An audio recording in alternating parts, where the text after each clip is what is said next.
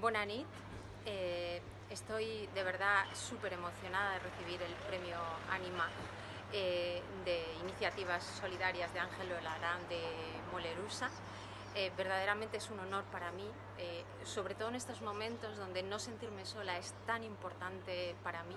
Sé que estamos todas en la misma lucha. He tenido el placer también de compartir y de saber el trabajo de Ángel Pujol y tenéis que sentiros orgullosos de tener en vuestra comarca a personas de este calado solidario y de esta importancia, y sobre todo que en esta cena, en este día que rememora otros muros que construimos en Europa y que derribamos, y que tenemos que entender que hay 1200 kilómetros que hemos construido de muros después de esto. Entonces para mí es verdaderamente importante. Yo tengo que explicaros que en el día a día que tenemos hay muchas personas que mueren en las pateras, hay muchas familias que buscan a esos muertos y desaparecidos, y también hay muchas personas que suben esas vallas, que saltan a Ceuta y Melilla buscando una vida mejor. Es importante que en estos momentos tengamos un mensaje muy claro.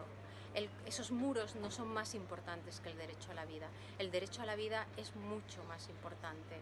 Y tenemos mensajes desde intereses políticos que nos explican que el control migratorio es más importante que el derecho a la vida, pero esto de verdad no es real.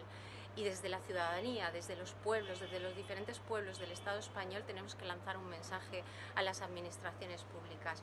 Creo que este premio es uno de esos mensajes. No es un premio solo para mí, es un premio para todas estas familias, es un homenaje a todas esas personas muertas y desaparecidas, y es un homenaje a la labor de defensa del derecho a la vida. De verdad, gracias por este premio, gracias a la comarca de Mollerussa, gracias esta noche. Y disculparme de verdad, porque ciertamente me gustaría estar con todas vosotras, ciertamente me gustaría compartir estos momentos, pero tenéis que entender que ciertos derechos, como el derecho a la libertad de circulación, no dependen de mí, sino que dependen de otras personas.